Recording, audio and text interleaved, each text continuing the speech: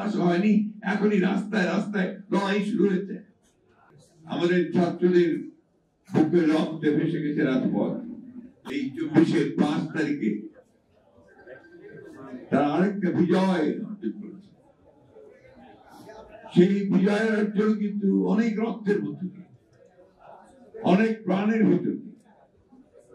আমাদের ছাত্রদের বুকের রক্তে ভেসে গেছে রাজপথ। আমাদের শিশুদের বুকের রক্তে লাল হয়ে উঠেছে তার মায়ের কোলের আঁচল। আমাদের মায়ের রক্তে ভিজে গেছে তার ঘর।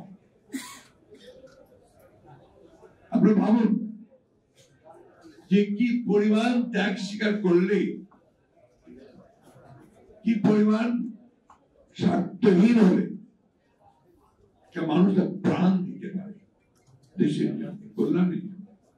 এটাই বোধহয় দেশপ্রেম, এটাই বোধহয় মাতৃভূমির জন্য ভালোবাসা। এটা তো আমরা বারবার দেখিয়েছি।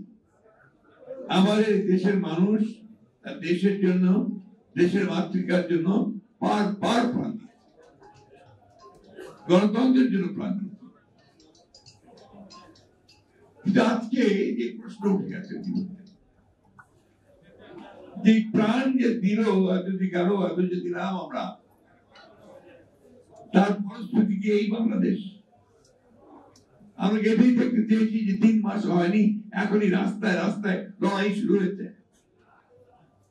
3 মাসও যায়নি, এখন একজন আরেকজনের বুকে রক্ত ঝরাচ্ছে।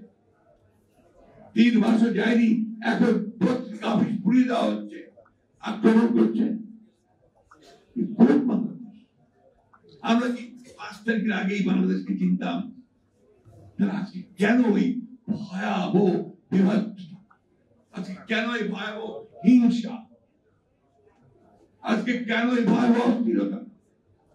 কোথায় সমস্যাটা? কোথায়? আমি প্রশ্ন আপনাদের সামনে এই জন্য বলছি যে আপনারা এখানে এই সমাজের শ্রেষ্ঠ বসে আছেন।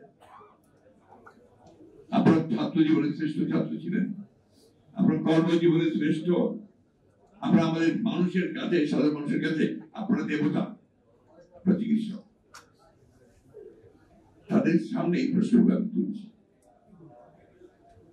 আর কতই বিভাজন নিয়ে, আর কতই ঘৃণা নিয়ে আমরা বাংলাদেশকে টেনে উপর তুলবার চেষ্টা করব। বারবার টেনে দেওয়া হবে, আবার পড়বে ঘৃণা দিয়ে, মিথ্যা দিয়ে, দানবীয় শক্তি দিয়ে আবার উঠবে, আবার ফেলবে। আমরা মিলনের সেই রক্ত ত্যাগ, আত্মত্যাগ, তা কিন্তু আমরা সত্যিকার অর্থে বাস্তবে রূপ দিতে পারিনি।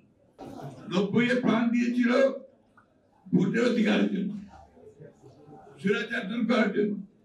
আর আজকে এই 24-এ আবারও আমাকে ওই ভোটের অধিকারের জন্য চিৎকার করতে হবে।